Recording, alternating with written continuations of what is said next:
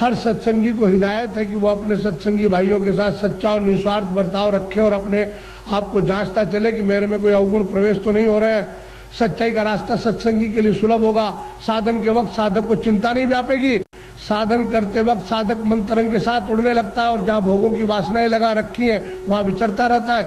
साधन करते वक्त साधक यदि समय की खाना पूरी करेगा तो उसका साधन कभी नहीं बनेगा। गुरु साधन के साथी है, न कि वासना के। वासनाओं का गुबार साधक के अंतर में मौजूद है। एक साधक जो कभी सिनेमा नहीं जाता है परंतु संगत में फंसकर सिनेमा देखने चला गया और असर ये हुआ कि साधक ने साधना करना छोड़ दिया और कुछ ही दिन बाद बदकारी में फंसकर अपने आप को पतन कर दिया। साधक को हमेशा बुरी संगति से दूर रहना अति आवश्यक है ताकि साधक के अंदर बुरी संगति का असर न हो। देखने में आता है कि बुरी संगति का असर जल्द हो जाता है। इसका कारण यह है कि संसार के कर्म करने का मुहावरा पुराना पड़ा हुआ है और परमार्थ की बुनियाद मुद्दत से छूट चुकी है। इसी कारण परमार्थ पर कदम नहीं होता। अब साधक सुन सुना कर सत्संग में पहुंचता है। यदि पूर्व की खोज साधक के अंदर परमार्थ की हो तो साधक गुरु के पास पहुंचकर अपना कुछ काम बना सकता है। आंखें बहुत खराब हैं, इनकी निगरानी बुद्धि कर सकती है।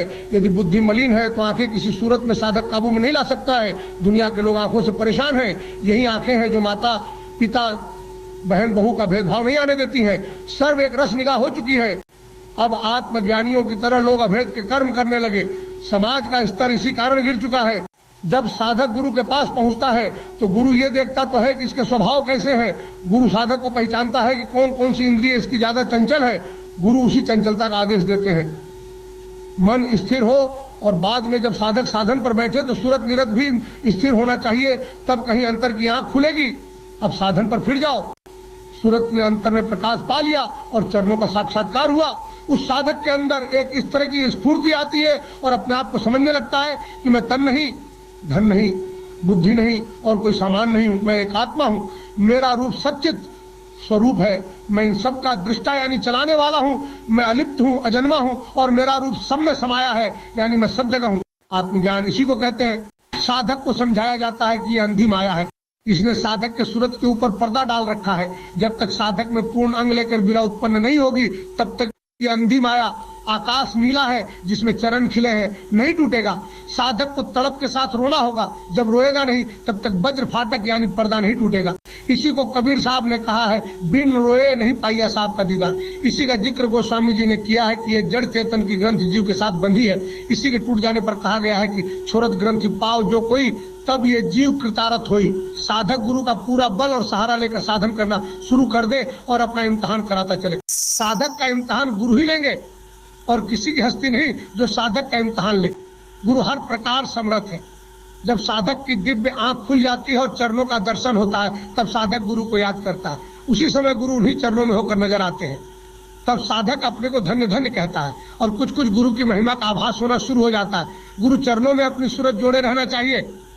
ये वो वट वृक्ष है जो सर्व वासना पूरी करता है। इसकी शीतल छाया में पहुंचकर सुख और अद्भुत आनंद प्राप्त होता है। यही चरण है जिसमें होकर हम अपना रूप देखते हैं। बाद इन्हीं चरणों के आधार से ज्योति का दर्शन होता है। इन्हीं चरणों की मदद से हमारी सूरत सूर्यलोक, चंद्रलोक, वैकुंठ लोक, गंधर्वलोक, गंधर्वपुरी, शक्तिलोक आदि सूक्ष्म देशों में जाती है। यदि साधक वासना को त्याग कर नित्य साधना करे तो गुरु कृपा से इन लोकों में महीना 2 महीना में जा सकता है।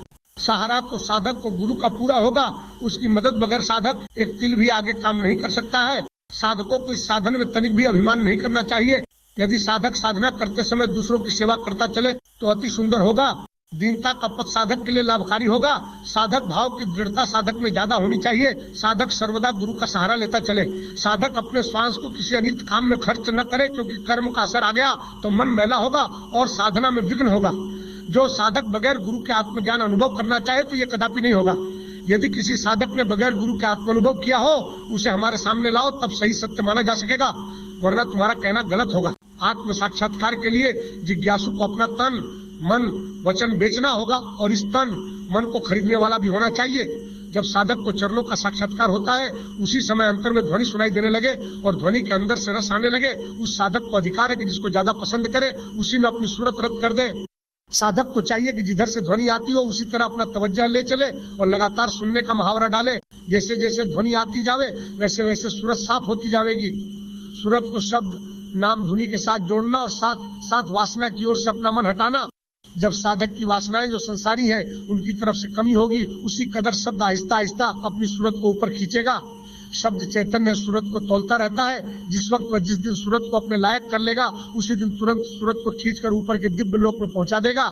आंखों के ऊपर दिव्य लोकों का रास्ता शुरू होता है। ऊपर की ओर तुम अपनी आंखों को करो और संसार की ओर से अपना ध्यान हटाओ, तब तुम्हें शब्द सुनाई देगा।